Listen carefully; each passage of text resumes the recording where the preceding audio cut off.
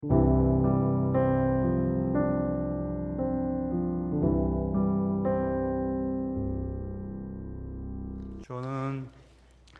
아들이 둘 있는데 큰아이는 장가 가서 지금 외국 살고 있고요.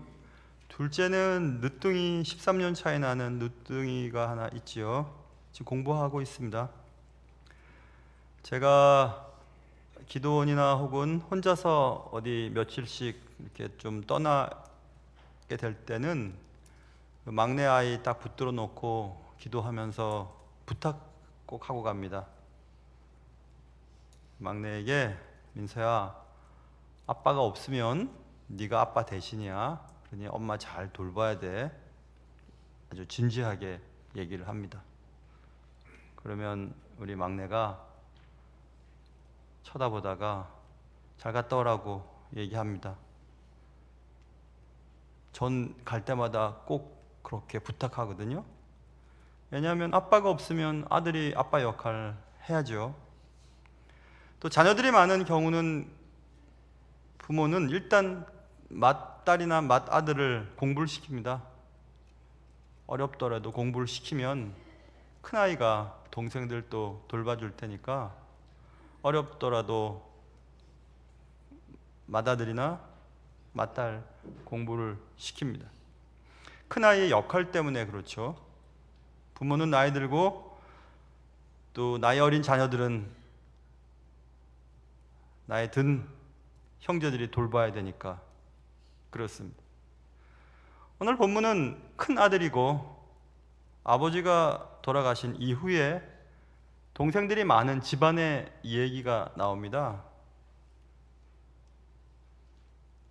아버지의 이름은 요셉이었고 요셉이 죽은 뒤 동생들이 많은 가정의 맏형이었던 예수님이 집안의 가장의 역할을 잘 감당하지 않았던 것 같습니다.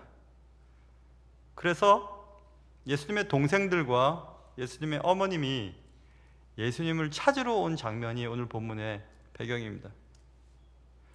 아버지가 죽은 이후에 얼마나 집안이 어려웠겠어요. 동생들은 많은데 자신이 메시아라고 천국이 가까웠다고 회개하라고 자꾸 돌아다니기만 하니까 형을 잡으러 동생들이 어머니와 함께 예수를 만나러 왔다. 그 이야기가 오늘 본문의 시작입니다. 예수님께서는 그 순간을 오히려 영적 교훈의 기회로 삼으시고 정말 가족이 무엇인지에 대해서, 누구인지에 대해서 알려주고 싶으셨습니다. 자, 이제 본문으로 들어가 보겠습니다. 오늘 19절부터 읽었죠. 예수의 어머니와 그 동생들이 왔다. 그러나 무리로 인하여 가까이 가지 못했다. 카톨릭 정통 신학자들은 마리아의 동정녀론을 계속 유지하기 위해 마리아는 영원한 동정녀였어. 그렇기 때문에 여기 형제라고, 동생이라고 번역되어 있는 이 동생은 예수의 사촌 동생을 말하는 거야. 아니면 요셉의 초기 자녀, 그러니까 마리아와 결혼하기 전에 있었던 어떤 초기 자녀들이었을 것이야 라고 얘기를 합니다. 그런데 사실 그의 견해는 증거가 없는 견해들입니다. 오히려 부자연스럽습니다. 꼭 굳이 그렇게 할 필요가 있나? 성경에 분명히 동생들이라고 써있고 다른 복음에 예수님의 육적인 동생들의 이름도 기록되어 있는 것을 보면 오히려 자연스럽게 예수님 동생 맞지? 그러나 예수님의 이 동생들은 씨가 다른 동생이지, 이렇게 하면 되는 거 아니겠어요? 예수님은 하나님의 아들이셨고 그리고 그 밖에 동생들은 요셉의 씨, 요셉의 자녀들이 맞습니다. 그래서 그렇게 이해하면 될 것 같습니다. 어찌됐든 그 동생들과 어머님이 예수를 만나러 왔다. 만난 목적은, 예수를 찾았던 목적은 아까 말씀드린 것처럼 마가복음 3장 21절에 있는 말씀을 보면 예수의 친속들이 듣고 붙들러 나오니, 붙들기에 나왔다는 겁니다. 이는 왜냐하면 그가 미쳤다 하밀러라. 저 미치지 않고서 저렇게 할 수 있어? 아버지가 돌아가셨으면 아버지 역할을 해야지, 동생들 뒷바라지 해야지, 저렇게 돌아다니기만 하면 돼? 요한복음 7장 5절에 그때만 해도 형제들이 예수를 믿지 않았다고 써 있습니다. 이는 그 형제들이라도 예수를 믿지 아니함이로라. 가족들은 분명히 예수님이 사역하는 동안 예수님 미쳐서 저런다고 생각했습니다. 적어도 그가 과로하여 거의 신경쇠약에 걸려서 이렇게 헛소리를 하는 거지라고 생각했습니다. 가족들이 그렇게 생각했습니다. 가족들은 지금 예수님의 사역에 걸림돌이 되고 있습니다. 여러분, 신앙생활 하면서 가장 걸림돌이 되는 것은 가족이에요. 뭐든지 그렇습니다. 누구든지. 또 어떤 모임이든지 가장 가까운 자들이 걸림돌이 되는 경우들이 많습니다. 힘이 되어줘야 될 그분들이 힘을 빼는 자가 되기도 하고, 세워주는 자가 되어야 할 분들이 넘어뜨리는 자가 되는 경우들이 있습니다. 본인들은 모르지만 그렇게 되는 경우들이 많이 있습니다. 기분 좋게 신나게 일을 해야 할 텐데 기분 나쁘게 만들고 신을 빼게 만들어서 신나지 않게 억지로 그 일을 하게 만드는 그런 경우들도 있습니다. 교회도 마찬가지입니다. 제가 자란 모 교회 바로 옆에 남서울교회가 있습니다. 아주 한국에서 좋은 교회들 중에 하나죠. 남서울교회 원로 목사님은 홍정길 목사님이세요. 홍정길 목사님이 은퇴할 때 기독 잡지 기자들과 인터뷰한 내용을 제가 직접 들었습니다. 홍 목사님 그동안 목회하시는데 얼마나 힘드셨어요. 교인들 때문에 마음도 힘드시고 또 교인들 가운데 목사님 마음을 알아서 돕는 분들도 많이 계시고 뭐 그런 질문을 했던 것 같습니다. 그때 홍 목사님이 그런 말씀하셨어요. 네, 많은 교인들 딱 두 부류로 구분이 되더군요 라고 말씀하시면서, 첫째 부류 교인들은 나를 위해 기도해 주는 교인들이 있었습니다. 그렇지. 그 다음 부류는요, 나를 기독해 만드는 교인이 있었습니다. 좀 멋지게 표현했지만 목사님 마음을 아프게 하고 신이 나지 않도록 하게 하고 힘들게 하여서 목사님 기도할 수밖에 없도록 만든 어떤 교인들이 있었다. 역시 참 멋있는 목사님이다 생각했어요. 저는 진짜 제가 화가 나면 그분을 위해서 기도하고 싶은 마음이 딱 멈춰버려요. 그게 제가 할 수 있는 유일한 복수입니다. 저분 위해서 기도하지 말아야지. 그런데 이 목사님 그렇게 하지 않았어요. 그를 위해 기도하고 또 그분 때문에 기도하게 되었고, 그분을 따라가려고 많이 애를 씁니다. 여러분들 중에서 제가 기도 안 하는 분은 안 계세요. 다 기도합니다. 걱정 안 하셔도 돼요. 그래서 혹시 넘어지고 다쳐서 목사님이 기도 안 해서 내가 넘어졌지 그러지 마세요.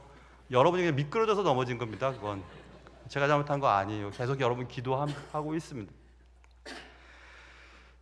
자, 이렇게 가까운 자들이 꼭 방해를 주거든요. 방해를 합니다. 가족이 지금 방해를 하고 있는 거예요. 예수님의 사역을 멈추기 위해 가족들이 와서 예수님을 붙들어 가려고 하고 있습니다. 지금 뭐 하고 있는 거냐고. 우리 집 생계를 책임져야지. 아버지가 죽으신 다음에 형이 우리 집안의 가장 아니야. 가족들은 예수님의 사역을 멈추기 위해서 예수님을 만나기 위해 왔습니다. 어떤 이가 그것을 알았습니다. 20절, 당신의 어머니와 동생들이 당신을 보려고 밖에 서 있습니다. 예수님에 대해서 몰랐습니다. 예수님의 가족이었지만. 여러분, 정통과 이단의 차이가 무엇이 있을까요? 여러분, 이단도 가보신 분들도 계시겠지만 잘해줍니다. 잘해줍니다. 그리고 따뜻하시기도 하고 또 관심도 많고 새신자 오시면 얼마나 잘해주는지 모릅니다. 또 그들의 전도도 열심히 하고. 그런데 왜 이단이라고 할까요? 끝이 다르기 때문에. 이단 아닙니까? 끝이 다르기 때문에. 뭐가 다른데요? 크리스토로지라고 하는 기독론이 달라요. 예수를 누구인지 하는 데서 결정이 나요. 모든 이단들은 예수에 대한 기독론이 잘못되어 있습니다. 그러니까 지금 예수님의 가족들조차도 예수님 누구신지 정확하게 알지를 못했습니다. 여러분은 어떠세요? 예수님 누구세요? 여러분에게 누구십니까? 내 삶의 문제를 해결해 주시는 어떤 분이셔요? 아니면 여러 신들 중에 한 분이십니까? 아니면 예수는 나의 모든 것입니다. 내 주인입니다. 그를 위해 나는 사는 것이고 그분 때문에 나는 천국 갈 수 있습니다. 그분은 오직 유일한 주님이 우리에게 주신 천국으로 가는 길이고 진리고 생명입니다. 무엇입니까? 여러분에게 그것에 따라서 여러분은 교인도 될 수 있고 참된 성도도 될 수 있습니다. 교회에 많은 교인들이 다닙니다. 주님이 분명히 말씀하셨어요. 여기 다 못 간다 천국. 나에게 주여 주여 하는 자라도 못 간다, 나 너 알지 못한다 하는 분들이 제법 많을 거라고 느낄 만큼 주님 말씀하셨어요. 그렇다면 교회도 마찬가지겠죠. 교회 다닌다고 다 천국 가지는 않습니다. 교회 다니는 사람들을 교인이라고 합니다. 그러나 하나님을 믿는 사람들은 성도라고 말합니다. 그래서 성도와 교인이 싸움이 나는 것은 언어가 다르기 때문에 그래요. 생각이 다릅니다. 천국 시민권자와 땅의 백성들은 말이 다릅니다. 목표하는 것이 다릅니다. 그래서 교회도 싸움이 나는 겁니다. 교회는 모든 자들의 성도가 아니기 때문에 그래요. 야, 교회 다니는 사람들이 왜 저래? 맞아요. 교회 다니는 사람은 그럴 수 있습니다. 그런데 하나님 믿는 사람이 왜 저래? 그런 문제가 되는 거예요. 하나님 믿으면 그렇게 할 수는 없습니다. 하나님 믿는 사람들은 그렇게 하질 못합니다. 그래서 교인과 성도가 정말 다릅니다. 예수님의 인간을 구원하시기 위한 하나님의 유일한 구원의 도구셨고 구원자이십니다. 제가 가끔 새벽 예배 시간이나 혹은 주일 본 예배 때도 한번 불러드린 적이 있었는데, 저는 자주 부르는 찬양이 몇 개 있는데 그 중에 예수에 대한 찬양이 있어요. 모든 이름 위에 있는 예수라고 하는 찬양, 가끔 제가 한번 불러드렸나요? Jesus, name of all names, beautiful Savior, glorious Lord, Emmanuel, God is with us, blessed Redeemer, living word. 제가 아주 불러드렸는데 거기에 다 있어요. 예수님 누구신지. 예수님 모든 이름 가운데 위에 계신 이름이에요. 만왕의 왕이시죠. Beautiful Savior예요. 정말 아름다우신 구원자이십니다. 영광스러운 주이십니다. 우리와 함께 하시는 임마누엘 하나님이시죠. 축복된 구속자이시고 살아있는 말씀이다. 그 분명해야 됩니다. 예수에 대해서 분명히 예수에 대해서 알아야 우리가 천국을 갈 수도 있고 하나님의 백성답게 살 수도 있고 삶이 변할 수도 있는 겁니다. 교회만 다녀서는 안 돼요. 예수가 누구신지를 정확하게 알고 올해 신앙생활 할 수 있는 여러분과 제가 되기를 주님의 이름으로 축원합니다. 예수의 어머니와 동생들은 예수를 만나기 위해 왔습니다. 예수를 만나기 위한 목적은 예수를 끌어다가 붙들어 가려고 왔다고 분명히 말씀하고 있습니다. 그러나 예수님께서는 그 얘기를 듣고 거기 모였던 사람들에게 얘기합니다. 그리고 자신에게 당신의 어머니와 동생들이 당신을 보려고 밖에 서 있다고 말한 그에게도 또 얘기를 합니다. 다른 본문에 그렇게 써 있습니다. 마태복음에 그렇게 써 있습니다. 뭐라고 얘기하냐면, 누가 내 어머니와 누가 내 동생이란 말이냐? 여기 있는 사람들, 하나님의 말씀을 듣고 행하는 사람들, 하나님의 말씀을 순종하는 자들이 내 어머니고 내 동생들이야. 이렇게 얘기하시면서 참된 가족, 예수님의 가족이 누구인지를 설명하셨습니다. 예수님이 말씀하신 가족의 개념은 지상의 가족 관계를 초월하는 관계입니다. 예전에 공부할 때에 선생님 중 한 분이 로버트 뱅스라고 하는 분이 계셨어요. 로버트 뱅크스죠. 로버트 뱅스라고 하는 그 교수님은, 그래서 우리가 로버트는 바비라고 보통 애칭으로 부르잖아요. 그래서 바비 은행 이렇게 얘기를 했던 로버트 뱅크스라고 하는 교수님이 계세요. 전도, 그리고 소그룹, 리더십, 디프리 리더십 센터 거기에 디렉터도 하셨던 분이신데, 로버트 뱅크스가 수업 시간에 그런 얘기를 하셨어요. 예수께서 말씀하신 이 영적 가족의 개념이 바울이 어떻게 이해를 하면서 선교 여행을 다니면서 각 선교지에 교회를 세우잖아요. 그 교회가 바로 새로운 패밀리입니다. 뉴 커뮤니티예요. 새로운 공동체. 그러니까 주님이 생각하셨던 참된 가족의 개념을 알려주시는데, 그 강의를 하셨어요. 로버트 뱅스 교수님이. 그게 이제 몇 년 뒤로 그 강의안이 책으로 나왔더라고요. 그 책의 제목은 Paul's Idea of Community라고 하는 책이에요. 그러니까 사도 바울의 아이디어예요. 뭐에 대한? 커뮤니티에 대한 아이디어예요. 그거를 한국에서 번역으로 요즘에 책에 번역되어 있습니다. 바울의 공동체 사상.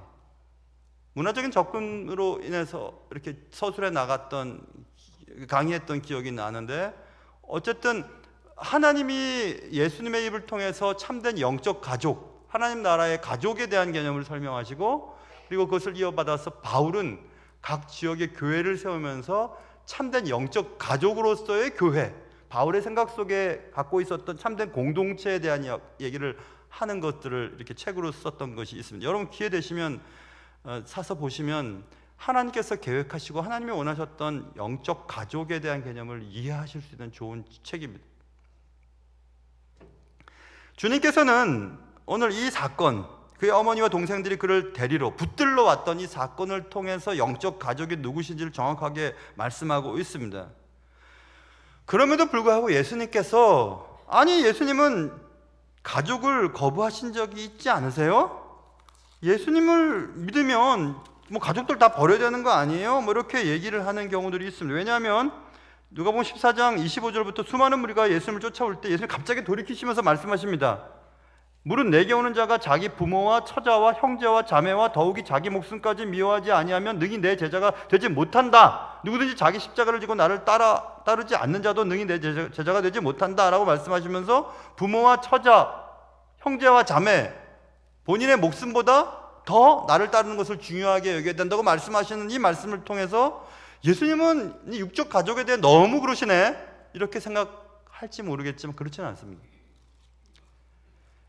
예수님의 강조는 우선순위에 대한 부분이었고, 다른 본문에 보면 예수님께서 이 지상에 우리가 맺은 가족에 대해서, 가족에 대한 책임을 부정하신 적이 없었어요.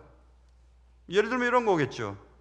마태복음 15장에 보면 구약의 명령을 따르지 않는 종교 지도자들을 비판하는 장면이 나옵니다. 그것은 우리가 잘 아는 코르반 사건입니다. 코르반이라고 하는, 부모를 공경해야 될 재정적인 여유가 가지고 있었습니다. 근데 그 재정적인 여유를 쓰기가 아까운 거예요. 그래서 그 중에 일부를 하나님께 드렸다고 하면서 코르반, 하나님께 드린 바 되었다라고 선언을 하면, 아, 그 돈, 부모를 복양해야 될 돈을 하나님께 드렸어? 아, 그럼 할 수 없지 라고 인정을 해줍니다. 그리고 나머지 돈은 자기가 챙기는 거예요. 그러면 나쁘다, 그렇게 하면 안 된다, 주님 말씀하셨어요. 그게 마태복음 15장에 나와 있습니다. 분명히 주님은 지상의 가족, 지상의 부모를 공경하는 것에 대한 책임을 회피하지 말 것을 분명히 말씀하셨습니다. 또 예수님께서 십자가에 달리실 때에, 달려 돌아가실 때에 남겨진 어머니, 마리아 어머니의 안전을 생각하시고 누군가에게 부탁을 합니다. 그게 요한복음 19장에 나와 있습니다. 예수 십자가 곁에는 그의 모친과 이모와 글로바의 아내 마리아와 막달라 마리아가 섰다. 예수께서 그 모친과 사랑하는 제자가 곁에 섰는 것을 보시고, 요한복음에서 사랑하는 제자니까 요한복음의 저자인 요한일 확률이 대부분 확실하죠. 그래서 요한에게 부탁을 하는 겁니다. 요한에게 말합니다. 보라, 네 어머니라. 그러니까 남겨두어야 할 어머니 마리아를 그의 사랑하는 요한에게 네 어머니야, 잘 부탁해라, 이렇게 부탁한다라는 얘기를 합니다. 그때부터 요한복음 19장 27절에 그때부터 그 제자가, 사도 요한이 자기 집에 그 어머니를 모시고 삽니다. 그러니까 분명히 예수님께서는 육신의 가족에 대한 책임을 부정하지 않으셨어요. 절대 그러시지 않으셨습니다. 오순절 다락방에 있는 사건이 사도행전 1장 14절에 나와 있는데, 거기에 여자들과 예수의 모친 마리아와 예수의 아우들이 함께 모여있는 장면이 나와 있거든요.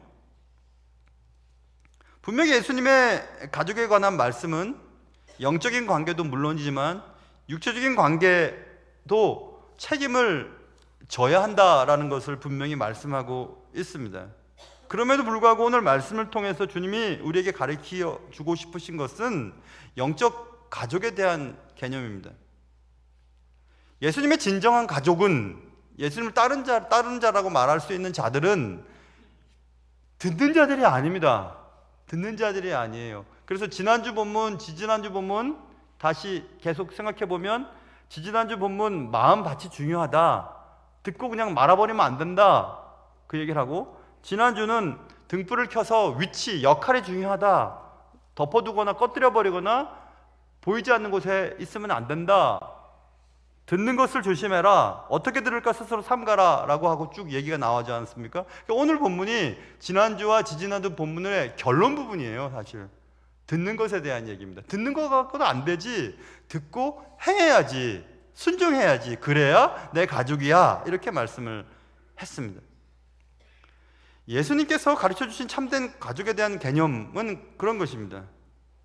주님은 자신과의 진정한 관계는 자연적인 유대 관계가 아니고, 예를 들면 뭐 육적인 유대인들이 다 하나님의 자녀들인가? 아니잖아요. 지금 영적 자녀들, 아브라함의 자손, 언약의 백성들, 우리가 유대인이라 하지 않습니까? 영적 유대인들. 그러니 하나님의 말씀에 대한 순종의 주님과의 진정한 관계의 여부가 달려있다, 이것을 말씀하고 있습니다.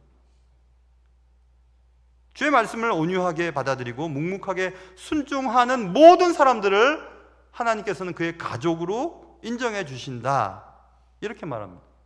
하나님의 가족은 또 영원합니다. 이 땅에서 우리가 아내, 남편, 부모, 자식 이렇게 관계를 맺고 살아가지만 죽음 이후에는 그 관계는 사라져요. 알 수는 있답니다. 내 부인이었고 내 남편이었고 자녀였고 아내였고, 가족 개념을 알고 있지만 이 땅에서 이런 가족 개념은 아니라고 성경을 통해서 우리는 알 수 있거든요. 이 땅에서의 가족 개념은 여기서 끝나는 것입니다. 그런데 이 땅에서 예수를 믿고 영적 가족이 된 자들은 천국에 가서도 그 가족 개념이 계속 유지되거든요. 그렇기 때문에 우리가 관심을 기울여야 될 것은 영적 가족에 대한 부분입니다. 왜냐하면 우리는 다 한 아버지이신 하나님을 아버지로 모시기 때문에 우리는 다 형제 자매가 되는 겁니다. 교회 나가기 전에는 그런 얘기를 잘 못 듣는데 교회만 오면 아무나 보고 형제님, 자매님 이럽니다. 그러면 이상하다. 내가 언제 저 형제를 뒀지? 저런 자매를 뒀지? 이상하다 생각이 드는데, 교회 내에서는 형제님, 자매님이란 말이 굉장히 익숙해요. 형제님, 자매님 그럽니다. 뭐가 형제인데요? 예수의 피를 나눠 가졌거든요. 영적 가족이 된 겁니다. 형제, 자매가 되는 겁니다.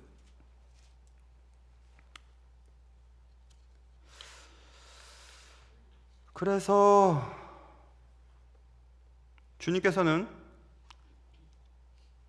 성경 곳곳에 영적 가족의, 그러니까 다시 말하면 교회의 이미지를 여러 각도로 설명을 하십니다. 로마서 8장에 보면 8장 14절에 무릇 하나님의 영으로 인도함을 받는 사람은 곧 하나님의 아들이라. 하나님의 아들이랍니다. 하나님의 뜻을 따라 움직이는 자들, 하나님의 영으로 인도함을 받는 자들. 그러니까 하나님의 아들도 있고 하나님의 뜻과 상관없이 지멋대로 살아가는 사람들이 있어요. 그러니까 말이 안 통하는 거죠. 말이. 천국 언어와 인간의 언어를 서로 얘기하고 있기 때문에.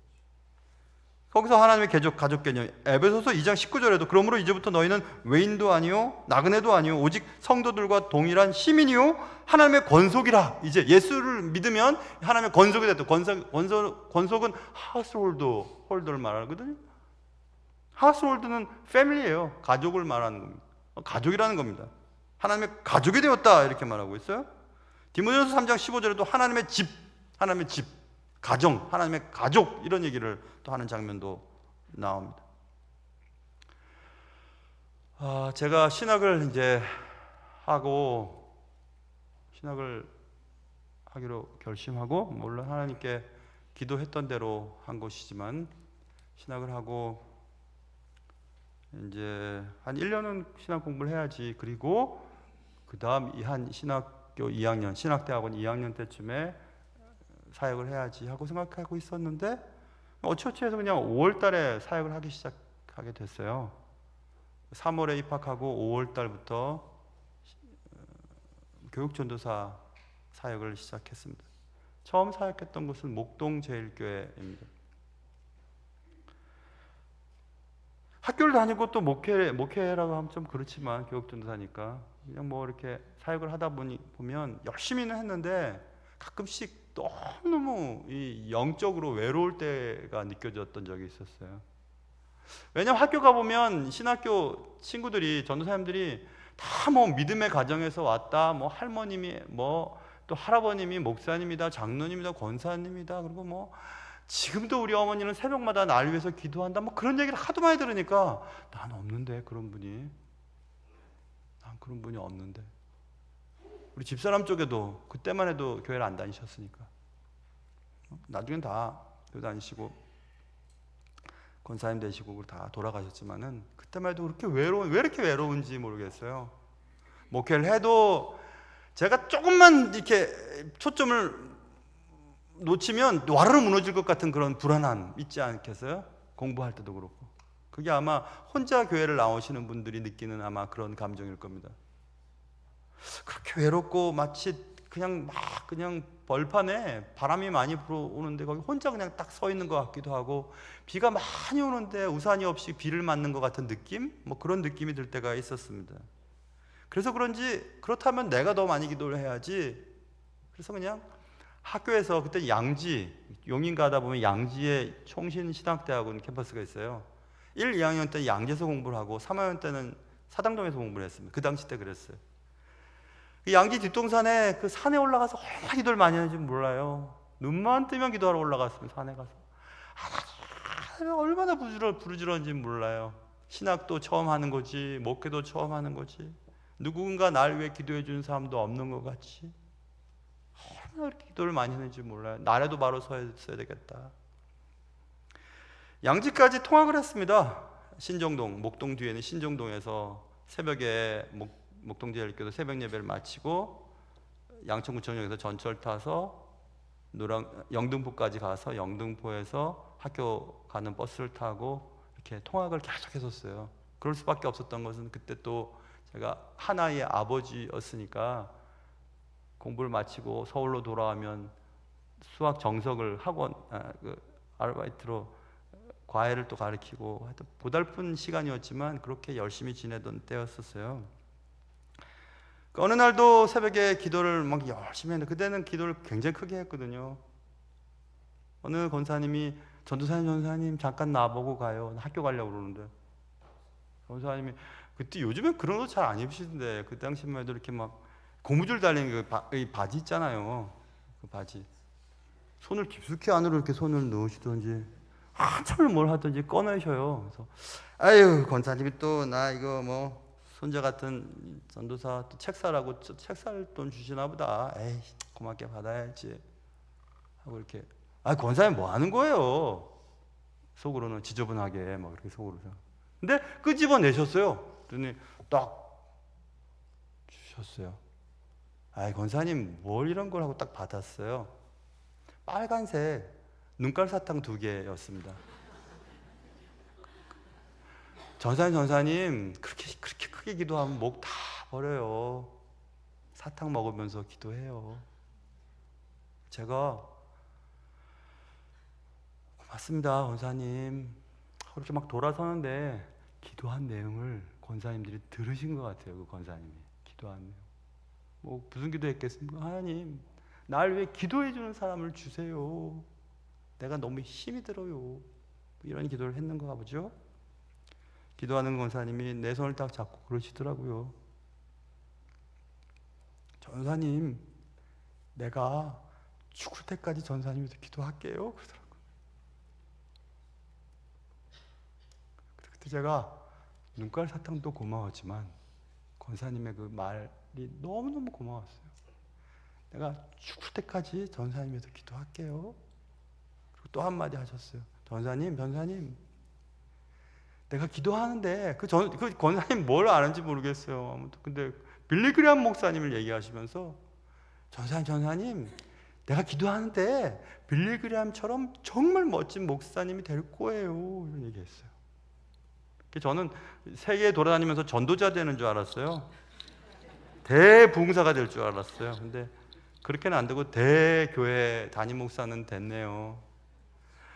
제가 그 다음부터 생각한 거 있었어요. 그래 기도를 열심히 하는 분들한테 부탁을 해야 되겠다. 그 사역하는 교회마다 기도 열심히 하는 권사님들한테 부탁했습니다. 권사님 난요 믿음의 가정에서도 잘하지 않았고요 날 위해 기도해 줄 사람이 없어요. 그러니까 엄마처럼 생각하고 기도해 주세요. 가는 곳마다 그렇게 기도 부탁했어요. 이미 다 천국 가 계시는 권사님들이지만 그 기도 때문에 지금까지 지냈던 것 같아요. 그때 제가 생각했죠. 그 말씀을 딱 듣는 순간 말씀 한 구절이 딱 떠올랐어요. 그 말씀은 바울이 젊은 목사 디모데에게 이렇게 목회해라 하면서 보낸 목회 서신 디모데 전후서 디도서 그 세 개죠. 디모데 전서에 이런 말씀이 써 있습니다. 디모데에게 얘기하는 겁니다. 바울이 야 늙은이한테는 아비에게 하듯 해라. 젊은이는 형제에게 하듯 해라. 늙은 여자는 어미에게 하듯 해라. 젊은 여자를 일절 깨끗함으로 자매에게 하듯 해라. 그 말씀이 떠올랐어요. 아 그렇구나.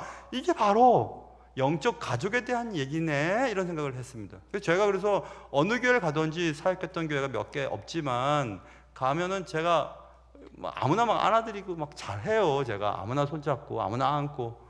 우리 교회 와서도 막 권사님들 안았다가 오해 많이 받았잖아요. 우리 목사님 늙은 여자 좋아한다고. 아니에요. 그래서 하는 게 아니라 어머니 같고 이모 같으니까 안아드리고 좋아하는 거예요. 얼마나 힘든가. 교회 막 분란 나도 힘들었으니까 얼마나 힘들었을까. 안아드리고 손잡아드리고 막 그랬습니다. 오해는 받았지만 정말 제 마음은 그런 거예요. 그리고 제가 저보다 나이 어리면 막 처음부터 반말 막 쓰지 않습니까? 무시해서 그런 게 아니에요. 정말 동생 같아서 그런 거예요. 정말 동생 같아서 그런 거지 딴 거 없어요. 남자들도 막 팍팍 패고 막 그런 거는 정말 동생 같아서 그런 겁니다. 다른 이유가 하나도 없어요. 제가 그때 알았습니다. 그래, 영적 가족에도 중요하지. 날 위해 기도해 주시는 분들이 계시는데 뭐 하면서 지금까지 잘 지냈던 겁니다. 그렇기 때문에 여러분, 하나님의 축복을 받으려면 영적 가족이 많으셔야 돼요. 그래서 구역도 그리고 전도회도 열심히 참석하셔서 기도의 후원을 받으셔야 돼요. 혼자 신앙생활 하면 정말 외로워서 못합니다. 금방 넘어져요. 금방 넘어져. 사단이 톡 건드리면 넘어지면 뿌리가 약하니까. 그래서 하나님의 가족으로부터 자신을 고립시키고 일부러 자기가 고립되고 혼자 신앙생활 하려고 예배만 딱 드리고 가야지. 그런 분들은 하나님의 능력의 통로를 스스로 차단해버리는 겁니다. 굉장히 힘이 들어요. 신앙생활 하기가. 그리스도 안에서 만들어진 새로운 가족은 육신의 가족보다 훨씬 더 유대감이 강하거든요. 자연적인 출생에 의해서가 아니라 영적인 출생에 의해서 만들어진 이 영적 가족은 정말 대단한 힘이 있기 때문에 그렇습니다. 이것을 분명히 제가 알고 지난 32년 동안 목회를 했지만 참 이상하죠. 사람이 약해서 그런지 어젠지 그젠지 새벽에 예배를 드리고 저 뒤에 앉아서 기도하기 바로 전에 갑자기 제 머릿속에 무엇인가 생각이 몰려 들어왔습니다. 그것은 나도 이제 나이가 조금 들었고 근데 만약 갑자기 내가 몸이 아프거나 교회를 사임해야 될 이유가 생기면 난 어디로 갈까? 어떻게 살지? 모아둔 돈도 하나도 없고 집도 없는데 차도 없는데 지금 타고 있는 차 그래도 이 차는 예전에 오래전에 전도회에서 10만 원씩 이렇게 모아갖고 돈 만들어서 목사님 차 좀 바꾸세요. 조그만 거 타고 다니지 말고 그래서 주시고 또 어떤 가정 두 가정이 주셔서 차를 샀으니 그래 이거는 교회에서 사준 게 아니니까 나갈 때 나가더라도 그 차는 달라 그래야 되겠다. 거기까지 생각은 했지만 그래도 그것도 좀 구차한 것 같기도 하고 차도 없는데 어떻게 할까? 그러다가 갑자기 드는 겁니다. 내가 일을 못하면 막내 공부는 어떻게 시키고 우리 집사람은 어떻게 하지? 공주태생이니까 공주과인데 우리 집사람은 어떻게 할까? 고민이 많았어요. 갑자기 그런 생각이 들었어요. 참 이상하죠? 목사가 그런 형편없지 않습니까? 근데 또 갑자기 또 생각이 또다시 들어왔습니다. 야 이놈아, 하나님의 가족들이 있잖아 너. 그리고 너 하나님의 자녀라며. 그렇다면 자녀로서 하나님 아버지로부터 받을 유산 상속에 대한 권한이 내게 있지 않겠냐? 이런 생각이 갑자기 드는 거예요. 그렇지, 맞아. 내 유산 상속의 권리가 하나님께 있겠구나. 이 땅에서뿐 아니라 영원한 저 땅에서 누릴 유산 상속의 권한이 내게 있겠지. 주님이 약속하셨으니까. 그렇다면 이 땅에 살면서 내 영적 자녀들이나 영적 가족들 한번 또 생각해 봤어요. 기도는 안 하고 별 생각 다 했죠. 저 뒤에 앉아가지고. 맞아. 예전에 그 미국에 유학 중에 가르쳤던 그 교회에 청년 사역을 제가 했는데 그 중에 한 청년이 저를 되게 좋아해요. 하긴 모든 청년들이 다 좋아했습니다. 그런데 그 청년이 특별히 좋아해요. 순천 사람인데, 목사님, 내가 이 미국에서 그 당시 1990 몇 년도니까 지금하고 틀려요. 35억만, 한국 돈으로 35억만 딱 모으면 내가 순천의 앞바다에 집을 지어서 목사님 집 하나 한 채, 자기 집 하나, 그리고 교회까지 지어서 목사님 모셔놓고 그렇게 살고 싶다는 거예요. 그래서 제가, 너 진짜지? 그래가지고 우리 집사람도 안 믿어. 그때 녹음기를 딱 해놨어요. 녹음을 딱 해놨어요. 너 그렇게 하지 마. 그랬더니 옆에 있던 다른 청년도 나도 해갖고 그 애들도 거기 다 들어가 있어요. 목소리가. 아, 그래. 그 녀석이 내가 아무것도 없으면 날 도와주려겠지 생각했어요. 그런데 웬걸 코로나 때 4개 매장을 하던 걸 다 망해가지고 하나 남았어요.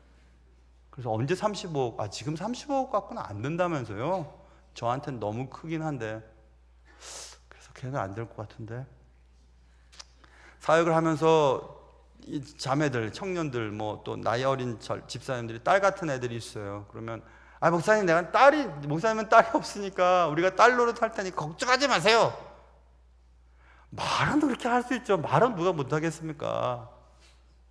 그것도 좀 확실하지가 않은데, 제일 확실한 거 하나 있습니다. 몇 년 전에 말씀드린 제 친구, 대학 동기인데 시골에서 올라와서 공부를 했어요. 동기가. 저는 장학금 받고 거기 다녔다 했잖아요. 그래서 제 장학금을 얘한테 돌렸어요. 몇 번 장학금으로 걔 공부를 시켰어요. 계산교회 안수집사 공본이 형 잘 들어라. 그래서 걔가 서산에 땅을 샀다는 거예요. 몇 년 전에. 여러분 한번 말씀드리겠죠? 그래가지고 야야야야, 너 그때 넌 내가 그 장학금 너 줬잖아. 너 생각해봐봐. 그때 그 지금 하면 뭐 지금 굉장히 높은 말이 했더니, 그래 알았다. 너 땅 100평 줄게 해가지고 저 100평 땅은 이제 받을 것 같아요.